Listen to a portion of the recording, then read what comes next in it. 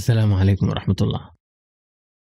mar walba oo aad u fiirsatid xayawaanada uu Ilaahay abuuray ayaad ku arkaysaa waxyaalo cajiib ah oo ay sameeyaan. kuwan marka waa dhowr xayawaan oo dhaqamo cajiib ah leh oo aan maanta barnaamijka ku soo qaadan doono. xayawaanada la ugaarsado ayaa waxay leeyihiin qaabab badan oo ay isu difaacaan, halka dhasha xayawaanada qaarkoodna u eg yihiin wax kale. tusaale ahaan haramcadka ama jiitaha ayaa dhashiisu waxay u egtahay xayawaanka xoorka oo ay adag tahay in la ugaarsado, iyadoo marar badan la arkay xoor la dagaalamaya libaaxyo, taasoo keentay in xayawaano badan ay u dhowaan waayaan oo ay ka fogaadaan inay ugaarsadaan.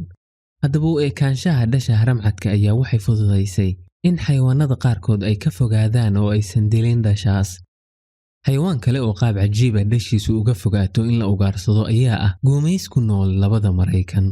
guumaystan ayaan dhasheedu ku korin geedaha oo waxay ukunteeda ku dhashaa godad dhulka ku yaal, taasoo fududayn karta inay soo galaan godadkaas noolayaal badan oo cunto raadis ah. dhasha guumaysta ayaa marka uu godkooda soo galo xayawaan kale uga hortago qaab cajiib ah oo codkoodu waxa uu u eg yahay codka abeeso ku nool Maraykanka. abeesadan oo loo yaqaano rattlesnake ayaa waxay samaysaa cod digniin ah markay dabadeeda dhaqdhaqaajiso ayay codkaasi samaysaa.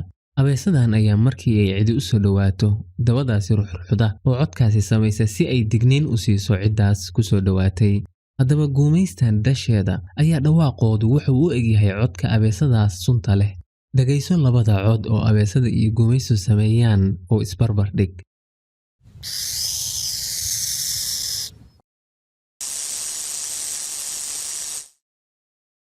cilmi baarayaal ayaa dhagaysiyay dabagaalle codka ay dhasha guumaystu sameynayeen si la mid ah codkii abeesada ayuu dabagaalahaasi uga argagaxay, taasoo muujinaysay in codkoodu isula ekaayeen.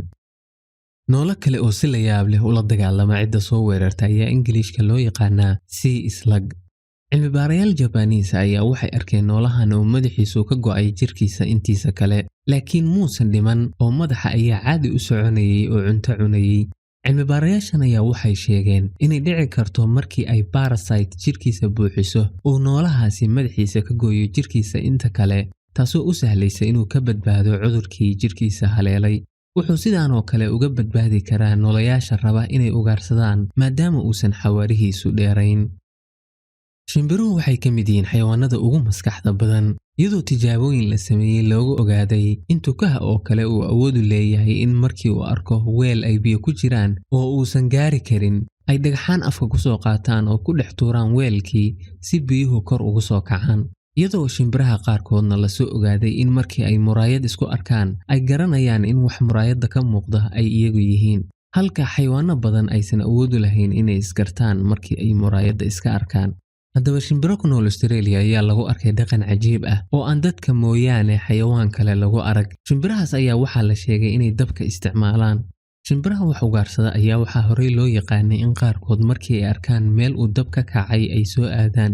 sababta ayaa ah in markii uu dab meel ka kaco ay cayayaankii iyo noolayaashii halkaa ku noolaa ay ka cararaan, taasoo u fududaysa shimbirahan inay ugaarsadaan.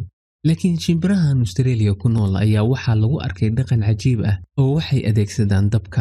shimbirahan ayaa waxaa la sheegay in mararka qaarkood markii ay arkaan meel dab ka kacay ay qori gubanaya ay lugahooda ama afkooda ku qaadaan oo meel kale ay ku tuuraan si halkaasi dab uga dhasho oo ay cayayaankii ku jiray ka soo cararaan, taasoo u fududaynaysa inay ugaarsadaan noolayaashaas dabka ka cararayay.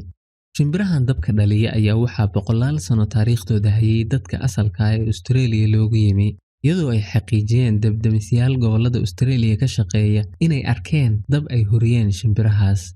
arrintan ayaa waxay ka dhigtay shimbirahan inay yihiin markii laga soo tago bani'aadamka noolayaasha kaliya ee awoodda u leh inay dabka adeegsadaan. intaas ayaa noogu jooga barnaamijka maanta, intii aan mar dambe kulmi doono nabadgelyo. wassalaamu calaykum waraxmatullahi